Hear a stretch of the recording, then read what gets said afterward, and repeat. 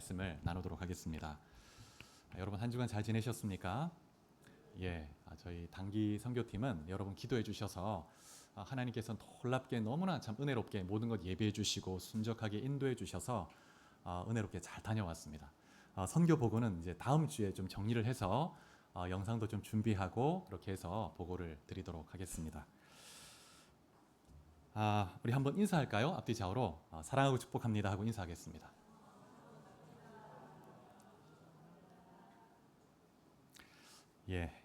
우리는 모두 때때로 우리 인생에서 도망치고 싶은 순간이 다 있습니다. 어떤 책임에서, 문제에서, 심지어 하나님께서 주신 사명의 자리에서조차 도망치고 싶은 순간이 있죠. 요나가 그랬습니다. 하나님께서 요나에게 명령하셨을 때 그는 오만과 편견에 사로잡혀서 하나님이 말씀하신 그 정반대 방향으로 도망을 쳤죠. 그래서 결국 큰 폭풍을 만나게 되었고 바다에 내던져지게 되었습니다. 요나는 이때 자신의 인생이 끝났다고 생각했습니다. 그런데 하나님께는 그것이 시작이었습니다. 하나님은 요나를 결코 포기한 적이 한 번도 없으셨죠. 요나서 2장에서 우리는 요나가 물고기 뱃속에서 깊은 절망 속에서 인생의 그 밑바닥 속에서 하나님께 부르짖고 회개하는 모습을 보았습니다. 하나님은 이러한 요나를 물고기의 그 뱃속에서 건지셨을 뿐만 아니라 그를 다시 사명의 자리로 불러서 보내시는 것을 볼 수 있습니다. 요나서 3장 1절에 보시면 이렇게 말씀합니다. 여호와의 말씀이 두 번째로 요나에게 임하니라. 두 번째로 요나에게 임하니라. 이것이 요나서 3장의 시작이죠. 요나의 인생의 새로운 이제 인생을 살게 되는 것입니다. 하나님이 두 번째 기회를 주셨습니다. 이 장면을 보면 하나님이 얼마나 은혜로우시고 또 신실한 분인가 우리가 알 수 있습니다. 하나님은 우리가 실패할 때에도 절대 우리를 포기하지 않고 또 우리를 붙드시고 다시금 하나님이 계획하신 뜻을 이루어 가고자 하시는 그런 열심이 있으신 분이라는 것을 알 수 있습니다. 하나님은 단지 우리를 용서할 뿐 아니라 우리를 회복시켜서 사명의 자리로 다시 딱 세우시고 뜻을 이루어 가시는 분이시죠. 이 두 번째 기회는 요나에게만 주어지는 것이 아니고 우리 모두에게도 우리의 신앙의 실패, 모든 실패 자리에 하나님은 다시 기회를 주시고 회복시키시고 또 새 일을 행하시는 분이십니다.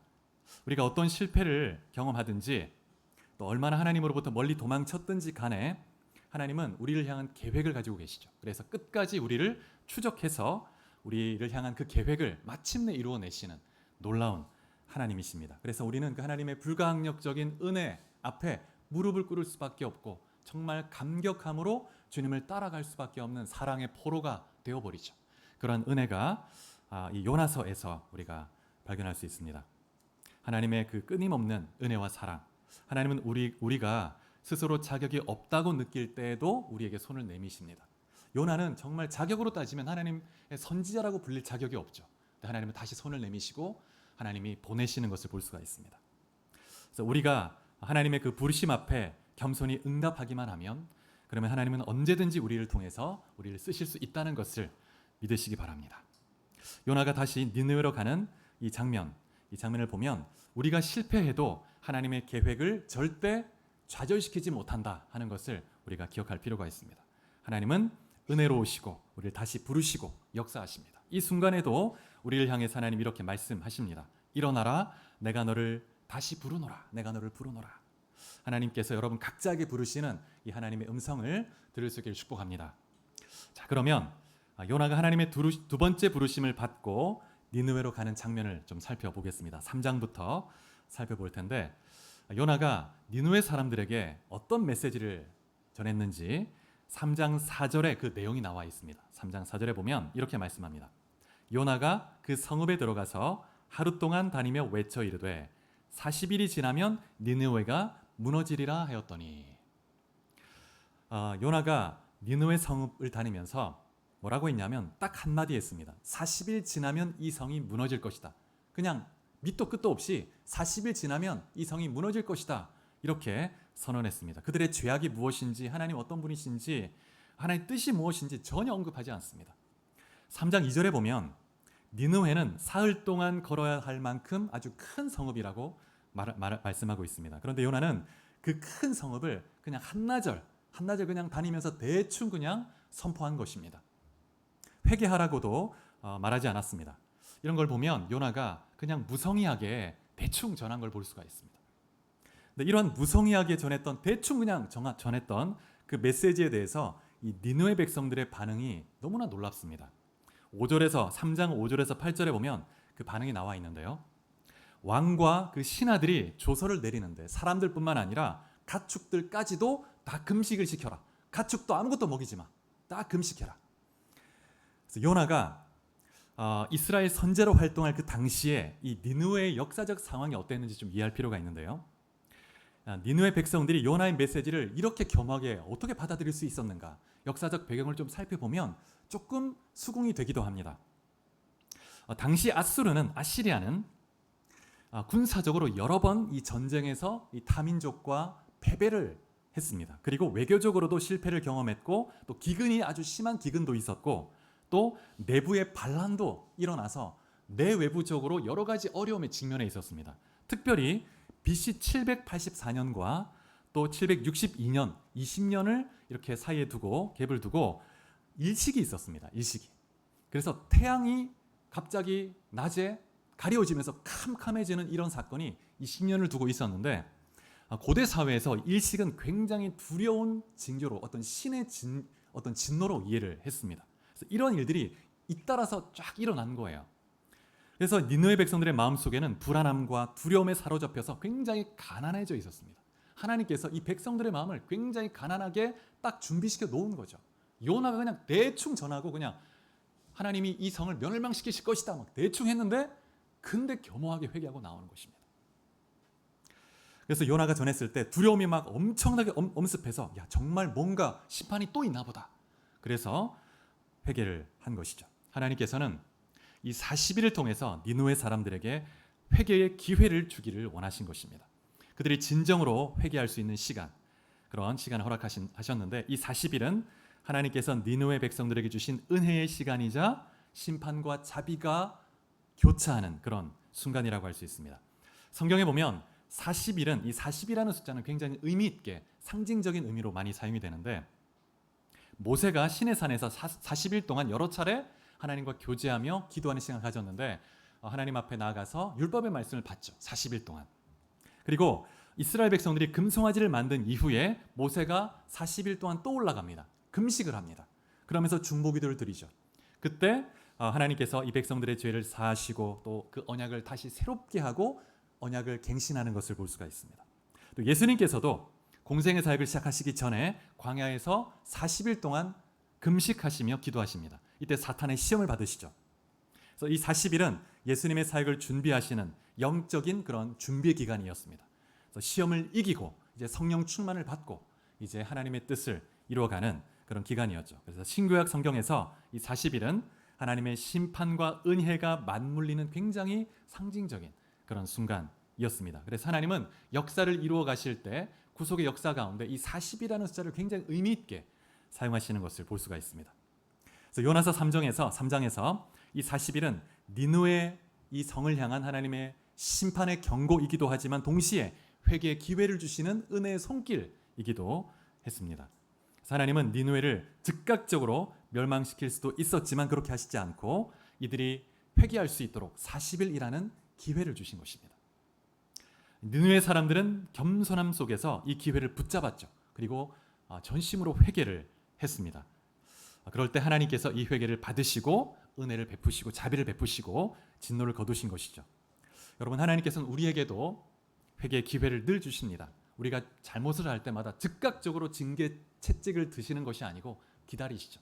스스로 깨닫고 돌이키도록. 그래서 하나님은 우리가 은혜 가운데서 하나님의 자비를 구하고 회개하며 돌이킬 수 있도록 그런 마음을 갖기를 원하십니다. 그래서 이 40일이라는 숫자는 심판을 예고할 뿐 아니라 하나님이 여전히 우리에게 자비를 베풀기 원하신다는, 사랑을 베풀기 원한다는 그 의미를 갖습니다. 이 니느웨에서의 이 40일은 심판과 동시에 구원의 기회였죠. 하나님은 늘 우리에게도 이런 기회를 주신다는 것을 여러분 기억하시기 바랍니다. 이 40일 동안 하나님은 기다리십니다. 그리고 정말 진심으로 회개하며 돌아오기를 원하시는 것입니다.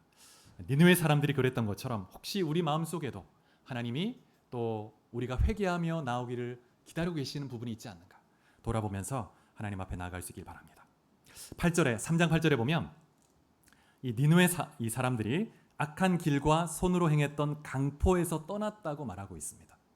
그러자 하나님이 그들의 행위 악한 길에서 떠난 것을 보고 진노를 거두신 것이죠. 이 니느웨 백성들이 한 이 회개를 보면 회개가 무엇인가 그 본질을 배울 수가 있는데 이들의 회개는 단순히 표면적인 변화가 아닙니다. 하나님 앞에서 진정으로 하나님을 두려워하고 삶을 변화시킨 삶의 변화가 있는 그런 회개였습니다. 그래서 진정으로 하나님 앞에서 그들의 죄를 인정하고 돌이킨 진실한 회개였는데 이들의 회개를 통해서 우리가 중요한 세 가지 교훈을 발견할 수 있는데요. 첫 번째는 니느웨 사람들은 하나님의 진노를 인식하고 하나님을 두려워했다는 것입니다. 하나님을 두려워하는 마음. 요나가 전한 메시지가 아주 명확했죠. 분명했습니다. 40일이 지나면 이 성이 무너질 것이다. 경고했습니다. 근데 그들은 이 요나의 말을 듣고 하나님이 자신들의 죄를 심각하게 여긴다는 것을 인식했습니다. 그리고 그 하나님을 두려워하기 시작한 것입니다. 그래서 진정한 회개는 단순한 죄책감을 넘어서 하나님의 거룩함과 그 심판의 엄중함을 깨닫고 겸허하게 자신의 죄를 직면하면서 죄를 내려놓고 나아가는 것이죠.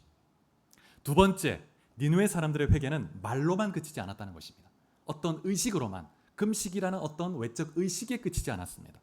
니느웨 사람들은 죄에서 돌이키기 위해서 행동으로 마음을 표현했다는 거예요. 5절 6절에 보면 금식을 선포하고 입고 있던 옷을 벗어던지고 굵은 베옷을 입었다고 말합니다. 왕조차도 왕좌에서 내려와서 왕복을 벗어던지고 제위에 앉았다고 말하고 있습니다. 그리고 7절에 보면 아까도 우리가 보았던 것처럼 사람뿐 아니라 짐승들조차도 금식하게 했습니다. 그리고 8절에 보면 그들이 악한 길과 또 손으로 행했던 강포에서 떠났다고 말하고 있습니다. 삶에서 하나님이 기뻐하지 않을 만한 모든 것에 대해서 다 끊어내고 돌이킨 거예요. 이 니느웨 이 민족은 전쟁을 하면 그 한 성을 이렇게 점령하면 아주 잔인하게 학살한 것으로 유명합니다. 그래서 항복을 하면 살려주지만 아주 엄청난 이제 과도한 조공을 요구하죠. 근데 항복하지 않고 끝까지 버티면 잔인하게 학살합니다. 그래서 그 사람 가죽을 다 벗기고 아주 잔인하게 학살했던 민족으로 유명하죠. 그래서 그러한 온갖 강포, 악함, 우상 숭배 이 모든 것을 그 하나님의 그 진노의 경고 앞에, 심판의 경고 앞에 다 끊어낸 거예요. 그래서 여러분, 진정한 회개는 우리의 말로만이 아니라 우리의 마음으로만이 아니라 삶의 변화를 동반한다는 것을 기억하시기 바랍니다. 그래서 그런 사람이 정말 죄에 대해서 애통하는 사람은 정말 그 자신의 죄에서 돌이키게 되죠. 이것이 회개의 본질이라고 할 수 있습니다. 마지막 세 번째는 니느웨 사람들은 하나님의 자비에 의지했습니다. 9절에 보시면 3장 9절에 한번 같이 읽어볼까요? 3장 9절 말씀. 자, 같이 읽겠습니다. 시작. 하나님이 뜻을 돌이키시고 그 진노를 그치사 우리가 멸망하지 않게 하시리라. 그렇지 않을 줄을 누가 알겠느냐 한지라. 이 말씀을 또 다르게 쉽게 번역하면 하나님께서 진노를 푸시고 우리를 멸하려던 뜻을 돌이키실지 누가 알겠느냐. 그러니까 지금 자신들이 할 수 있는 모든 것을 다 하고 있습니다. 금식하면서 삶의 모든 죄악된 강포를 다 끊어내고 그러면서도 하나님의 자비를 구하는 거예요. 우리가 이렇게 하나님 앞에 결단하며 삶의 죄를 그치고 주님을 바라보니 하나님이여 긍휼과 자비를 베풀어 주옵소서. 하나님의 자비를 구하고 있습니다. 그래서 이 니느웨 백성들은 자신들의 죄가 얼마나 큰지 알았고 하나님의 진노가 또 얼마나 큰지 알았습니다. 그래서 하나님께서 용서해 주시기를, 자비를 베풀어 주기를 간절히 기대하면서 하나님 앞에 나아가는 것입니다. 여러분, 진정한 회개는 우리의 선행이나 노력이 아니고 하나님의 자비에, 긍휼에 의지하는 것입니다. 그래서 니느웨 사람들이 그들의 회개가 하나님의 마음을 움직이기를 바랬고 하나님께서 그들의 바램대로 마음을 움직여서 그들을 용서해 주신 것입니다. 그래서 니느웨 사람들의 이 회개를 보면 진정한 회개가 무엇인지 알 수 있습니다. 하나님을 두려워하고 삶의 변화를 이루고 또 하나님의 자비를 온전히 의지하는 것입니다.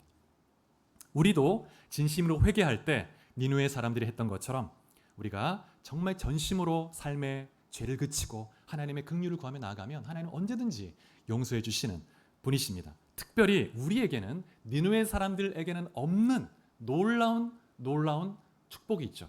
예수 그리스도의 보혈의 온전한 속죄의 약속이 있습니다. 그리스도의 보혈의 피로 언제든지 무한한 죄 용서를 약속해 주셨습니다. 니느웨 백성들도 용서해 주셨다면 그리스도의 보혈의 피의 약속, 속죄 약속을 가지고 있는 우리의 회개는 언제든지 용서해 주시는 그런 분이시라는 것입니다.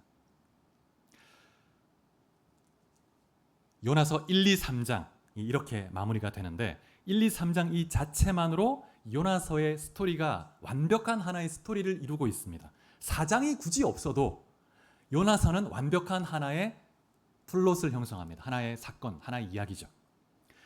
조금 정리해보면 1장에서 요나가 하나님 말씀에 불순종하죠. 니느웨의 정반대 방향으로 가는 배를 탔습니다. 하나님을 멀리 떠나서 도망가려고 했는데 하나님이 폭풍을 보내서 결국 바다에 던져지게 되었고 그때 죽는 줄 알았지만 하나님이 살려주셨습니다. 하나님이 큰 물고기를 준비해 주시고 요나를 살려주셨습니다. 그때 2장에 보면 요나가 물고기 배에서 하나님께 기도하고 회개합니다. 그때 하나님이 요나의 기도를 들으시고 다시 요나를 살려주시죠. 그래서 땅에 다시 토해내게 하셨습니다. 그리고 두 번째 하나님이 요나를 부르시는 장면이 3장에 나옵니다. 요나가 이제 하나님의 처음 부르심대로 니느웨에 가서 말씀을 전했더니 그 니느웨 민족이 아시리아 민족이 주님께 회개하고 돌아왔고 하나님께서 긍휼을 베푸셨습니다. 너무나 완벽한 하나의 스토리죠. 여기서 끝나도 되는데 그런데 4장이 더 있는 거예요. 4장이. 여러분 요나서는 이 회개와 하나님의 용서라는 주제로 요약될 수가 있습니다. 인종을 초월한 하나님의 사랑, 모든 민족을 향한 하나님의 긍휼과 사랑. 이렇게 요나서를 보면 메시지가 선명한데 4장이 굳이 있는 이유가 무엇일까요? 4장이 없으면 요나서의 메시지가 완벽해질 수 없습니다. 완전한 하나의 스토리로 이어질 수가 없습니다. 요나서의 핵심이 4장에 있는데 하나님은 니느웨를 변화시킬 뿐만 아니라 무엇보다 요나서의 포커스는 요나 자신에게 있습니다. 하나님은 요나가 변화되기를 원하신 것이죠. 4장을 통해서 요나서 1, 2, 3장의 메시지가 더 분명하고 강력하게 드러나고 있습니다. 자, 그러면 이제 4장을 우리가 좀 보도록 하겠습니다. 4장 1절부터 3절을 보면 요나가 하나님께 어떻게 합니까? 화를 냅니다. 분노를 표하고 있습니다. 우리 입장에서 우리 관점에서 보면 요나가 왜 그럴까 좀 의아할 수도 있지만 요나의 입장에서 본문을 좀 더 자세히 보면 그 심정을 조금 이해할 수 있는데 요나가 보기에 니느웨 백성들의 이 태도는 그냥 하나님의 재앙을 피하기 위해서 일시적으로 그냥 그렇게 하는 것처럼 보였을 거예요. 또 타락할 텐데 하나님 왜 이들을 용서해 주시나 그렇게 가증스럽게 보였던 거예요. 요나의 입장에서는. 4장 2절에 보면 요나의 속마음이 그대로 드러나는데 요나가 말하기를 하나님이 이렇게 하실 줄 알았다고 말하는 거예요. 지금 요나의 진노는 하나님을 향해 있습니다. 하나님 이렇게 하실 줄 알았다는 거예요. 이 민족을 왜 살려두냐는 거예요. 하나님은 은혜로우시고 자비로우시며 노하기를 더디하시기 때문에 뜻을 돌이켜서 재앙을 내리지 않을 줄 알았다는 것입니다. 그러면서 3절에 보면 하나님께 내 생명을 거두어 달라고 때를 쓰는 것을 볼 수 있습니다. 3절에 이렇게 말하죠. 여호와여 원하건대 이제 내 생명을 거두어 가소서. 사는 것보다 죽는 것이 내게 나음이니이다. 하나님이 긍휼을 베풀어서 이 니느웨 민족을 용서해 주셨습니다. 근데 그 하나님의 자비가 못마땅한 거죠. 요나의 이런 고집에 대해서 4절에 보면 하나님이 이렇게 답을 하십니다. 너가 성내는 것이 옳으냐? 죽겠다고 생떼를 쓰는 요나에게 하나님이 뭐라고 할 수 있겠습니까? 어떤 말로 설득한들 요나가 들을 수 있을까요? 들을 수가 없습니다. 여러분 이러한 요나의 모습 내 모습이 아닌지 돌아볼 필요가 있습니다. 하나님의 깊고 넓은 그 마음에는 무관심한 채 내 자신의 요구에만 고집스럽게 간구하는 그런 모습이 우리에게 있지 않습니까? 이러한 우리에게 하나님은 삶의 과정을 통해서 우리의 내면을 보게 하시고 또 우리의 내면을 만져가시죠. 변화시키시죠. 여러분 하나님이 영광 가운데서 강한 빛으로 딱 나타나서 갑작스럽게 한순간에 변화시키실 수도 있지만 하나님이 그렇게 하시지 않고 삶의 과정을 통해서 요나를 변화시켜 가시는 것을 볼 수 있습니다. 하나님이 그렇게 하시는 이유가 있다면 우리를 사랑하시고 우리를 존중하시기 때문입니다. 삶을 통해서 과정을 통해서 우리가 인격적으로 반응하며 회개하며 깨달으며 돌아오기를 원하시는 거예요. 하나님은 그냥 한순간에 확 나타나서 두려움으로 자신을 계시하면서 너 그거 잘못됐어 돌이켜 이렇게 할 수도 있지만 삶의 과정을 통해서 스스로 깨달으며 돌아오길 원하십니다. 사랑이죠. 존중이고.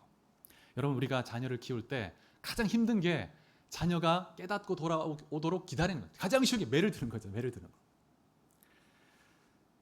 5절 이후를 보면 하나님께서 요나에게 길지 않지만 삶의 과정을 통해서 그 내면을 보도록 이렇게 이끌어 가시는 걸 볼 수 있습니다. 5절에 보니까 요나가 니느웨 성을 나가서 성읍 동쪽에 초막을 짓습니다. 그리고 그 성을 내려다보면서 이제 무슨 일이 일어나나 한번 보자 이렇게 지켜보는 거예요. 하나님이 혹시 또다시 뜻을 돌이켜서 니느웨를 또 멸망시키실지 누가 알겠느냐. 지금 니느웨 백성들의 마음과 정반대 마음인 거죠. 그런데 태양빛이 요나의 머리에 강렬하게 내리쬐기 시작합니다. 그래서 대충 초막을 지은 거죠. 근데 효과적이지가 않습니다. 그래서 6절에 보니까 요나가 막 괴로워합니다. 그래서 하나님이 요나를 위해서 박넝쿨을 예비해 주신 거죠. 그래서 넓은 잎으로 요나를 가려주셨습니다. 그늘을 만들어 주셨죠. 그래서 거센 파도가 일어나서 바다에 던져질 때 하나님이 물고기를 예비해 주신 것처럼 박넝쿨을 예비해 주셔서 요나가 쉴 수 있게 해주신 것입니다. 그래서 괴로움을 면하게 해주셨죠. 그래서 6절 끝에 보면 이로 인해서 요나가 어떻게 했다고 말합니까? 크게 기뻐했다고 말합니다. 박넝쿨 때문에 너무 기뻐하는 거예요. 그런데 그 기쁨도 잠시죠. 7절에 보니까 하나님이 요나를 위해서 또 다른 하나를 예비했는데 바로 벌레입니다. 벌레를 예비하셔가지고 요나에게 그늘을 만들어 주었던 그 박넝쿨을 다 갉아먹게 해버려가지고 그늘이 또 사라져 버렸습니다. 다시 또 해가 뜨고 이제 해가 강렬하게 비추니까 너무 뜨겁고 더운 거예요. 그리고 또 이번에는 더 이제 뜨거운 동풍, 사막의 바람이 확 불어오게 합니다. 머리가 뜨겁고 뜨거운 바람 속에서 섭한 이 텁텁함을 넘어서 뜨거운 바람이 확 몰려올 때 너무나 괴로운 거죠. 그러자 요나가 뭐라고 하냐면 이번에도 죽겠다고 고집을 부립니다. 차라리 죽여달라고. 8절 후반부에 보니까 사는 것보다 죽는 것이 내게 나으니이다. 니느웨를 심판하지 않았다고 하나님께 분노하며 죽겠다고 하는 이 요나가 이제는 박넝쿨을 살려내라고 때를 쓰고 있는 것입니다. 참 어린아이 같죠? 9절 말씀을 보시기 바랍니다. 하나님이 이렇게 말씀하시죠. 너가 이 박넝쿨로 말미암아 성내는 것이 어찌 옳으냐. 그러자 요나가 아주 한마디를 지지를 않죠. 내가 성내어 죽기까지 할지라도 옳으니이다. 확 때를 쓰는 거예요. 여러분 지금 요나가 힘을 다해서 목에 핏대를 세우고 하나님 앞에 지금 막 화를 내고 있는 겁니다. 그런데 요나가 자신의 입장을 주장하면 할수록 사실은 하나님의 입장이 더 강화되는 것입니다. 요나가 화를 내면 낼수록 하나님의 입장이 더 강화되는 거예요. 요나가 박넝쿨로 인해서 죽을 만큼 분노한다는 것은 결국 하나님이 니느웨를 살려야 될 명백한 이유를 더 강화시켜 주는 거죠. 그래서 어쩌면 하나님은 요나가 화를 내도록 유도하고 계신지 모르겠습니다.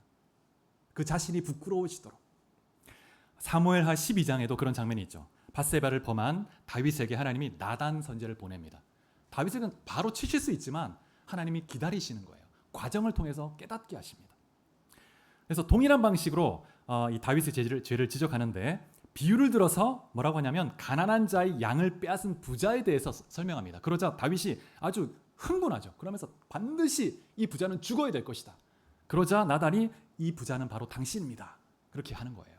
그래서 다윗이 분노하면 분노할수록 하나님의 그 입장이 강화되면서 자신의 죄가 부각되는 것입니다. 그래서 하나님이 요나에게 동일한 방식으로 대화를 건네신 것입니다. 그래서 더 이상 자신의 주장을 하지 못하게 만드시는 거예요. 그래서 하나님의 이 요나를 향한 마지막 답변이 10절 11절인데 같이 한번 읽어보겠습니다. 10절 11절 말씀. 자, 같이 읽겠습니다. 시작. 여호와께서 이르시되 내가 수고도 아니하였고 재배도 아니하였고 하룻밤에 났다가 하룻밤에 말라버린 이 박넝쿨을 아꼈거든 하물며 이 큰 성읍 니느웨에는 좌우를 분별하지 못하는 자가 12만여 명이요 가축도 많이 있나니 내가 어찌 아끼지 아니하겠느냐 하시니라. 이 두 구절에 요나서의 핵심이 들어가 있죠. 핵심이. 하나님의 마음이 담겨져 있죠. 하나님이 어떤 분이신가를 강조하고 있습니다. 이 성에는 좌우를 분변치 못하는 자가 12만여 명이다. 성경의 성경학자에 따라 해석이 다른데 어린 아이들, 정말 이 아이들이 12만여 명이 넘는다. 그런 의미로 해석하는 학자가 많이 있습니다. 정말 아이들도 많이 있고 또 심지어 가축들도 하나님이 생각하시는 거예요. 시편에 보면 하나님이 짐승을 보호하시고 먹이신다고 말씀하시는 구절이 있습니다. 하나님은 자신이 만든 모든 피조물을 아끼시는 분이십니다. 심지어 짐승조차도. 하물며 좌우를 분별하지 못하는 하나님 형상대로 지어진 그 영혼들이 있다는 거예요. 어찌 아끼지 않을 수 있겠느냐. 그래서 요나가 말한 하나님의 성품이 구체적인 그 삶의 현장에서 어떻게 드러나는지 보여주고 있습니다. 사랑하는 여러분, 하나님의 긍휼과 사랑은 우리의 관점, 우리의 범위를, 우리의 인식의 범위를 초월한다는 것을 기억하시기 바랍니다. 하나님은 우리의 좁은 틀 속에, 좁은 신학적 틀 속에 가둘 수 있는 분이 아니십니다. 너무 크세요. 하나님의 그 용서하심은 예수님이 베드로에게 대답하시죠. 70번씩 7번이라도 용서해라. 우리의 생각하는 용서의 범위를 완전 초월하는 거예요. 하나님의 용서는 무한하신 용서, 긍휼과 자비. 그래서 하나님은 그분 자신의 긍휼로 자유롭게 은혜를 베푸시는 그런 분이십니다. 우리가 이 시점에서 요나서의 기록 목적이 무엇인지 좀 질문해 볼 필요가 있는데, 요나서는 누구보다 요나 자신을 위한 책인데 요나와 같은 관점 속에서 속박되어 있는 좁은 틀 속에 하나님을 가둬두고 하나님께 대하여 대항하고 하나님께 대해서 분노하는 그런 사람들의 마음을 변화시키기 위한 그런 책이라고 할 수 있습니다. 하나님이 얼마나 긍휼과 사랑이 많으신 분인가, 그 하나님의 그 사랑과 은혜 바다 속에 자신을 던져서 그 바다 안에서 마음껏 은혜와 사랑을 누리도록, 그런 마음으로 또 영혼을 사랑하고 민족을 사랑하도록 하시기 위한 그런 책이라고 할 수 있습니다. 여러분, 사실 요나서는 11절로 마무리되고 있지 않습니다. 12절이 있죠. 자, 12절 보시기 바랍니다. 자, 같이 12절을 읽도록 하겠습니다. 준비되셨습니까? 자, 시작. 12절은 없습니까? 예, 11절 하나님 말씀으로 맞춰지나요? 근데 사실 우리가 요나서를 세밀히 읽으면 12절이 있다는 것을 알 수 있는데 12절은 이렇게 돼 있어요. 이제 4장 보면 하나님 점점 말하고 요나 말하고 하나님 말하다가 마지막에 요나가 점점점 침묵하는 거예요.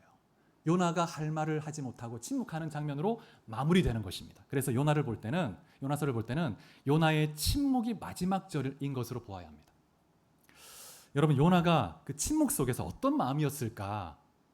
여러분 생각해 보셨습니까? 자신의 좁은 관점, 그 마음에 대해서 뉘우치면서 그렇구나, 하나님의 관점을 받아들였을까? 아니면 여전히 자신의 뜻을 굽히지 않고 완고하게 씩씩거리면서 얼굴을 붉히고 있을까? 지금 요나가 눈물을 흘리며 하나님 마음이 이러셨군요, 회개하고 있을지, 아니면 회개의 어떤 그런 의미의 침묵인가? 아니면 여전히 얼굴을 붉히면서 못마땅한 그런 붉은 그 완고함의 침묵인지, 성경의 저자는 밝히고 있지 않습니다. 그래서 요나서가 이 침묵으로 마무리됨으로 우리에게 많은 여운을 남겨주죠. 그리고 우리 자신을 돌아보게 합니다. 하나님의 말씀 앞에서 나는 어떻게 살아가고 있고 나는 또 어떻게 반응할 것인가? 어떻게 반응할 것인가? 여러분, 하나님의 깊은 사랑을 알아갈 때마다 우리의 마음과 우리 관점이 넓어지죠. 그런데 내 관점, 내 생각만 고집하면 하나님께로부터 멀어지고 또 나의 좁은 틀 속에 갇혀 살게 됩니다. 여러분, 하나님께서 여러분 내면에 바꾸기 원하시는 영역, 그런 관점이 있지 않는지 돌아보시기 바랍니다. 그래서 나만의 관점을 고집하면서 하나님께 반항하며 얼굴을 붉히고 침묵하고 있지 않는가? 아니면 정말 내 마음을 돌이켜 회개하며 눈물로 주님 앞에 엎드리고 있는가? 돌아보면서 여러분 하나님 마음을 깊이 알아가고 그 하나님 마음을 많은 영혼들에게 전하는 통로로 쓰임받을 수 있길 축복합니다. 말씀을 맺겠습니다. 하나님은 우리의 좁은 관점 속에 제한되는 분이 아니시죠. 무한한 사랑과 긍휼을 가지고 자유롭게 은혜를 베푸시는 분이십니다. 그래서 여러분 한 분 한 분을 동일하게 하나님이 사랑하시고 여러분에게 하나님 자신을 계시해 주기 원하십니다. 그래서 하나님의 그 은혜 안에서 무한한 은혜와 사랑을 누리고 그 은혜 안에서 자유를 누리고 그 자유를 가지고 죄를 범하는 게 아니라 그 무한한 하나님의 은혜 안에서 누리는 자유를 가지고 자발적 동기로 사랑과 기쁨으로 하나님의 뜻을 행하는 거예요. 자발적 동기로 내가 고난에도 들어가고 또 희생도 당하는 거죠. 봉사도 하는 거죠. 그래서 사랑의 포로가 되는 것입니다. 그 무한한 은혜 안에서 누리는 자유를 가지고 사랑의 포로가 돼서 주의 발자취를 따라가는 거예요. 그것이 그리스도의 제자의 길인 줄 믿으시기 바랍니다. 여러분 한 분 한 분이 이 무더운 여름에 하나님 은혜 가운데서 주님과 친밀히 사귀고 하나님을 알아가며 동행하는 삶이 될 수 있기를 주의 이름으로 축복합니다. 같이 기도하시겠습니다. 요나서를 생각하면서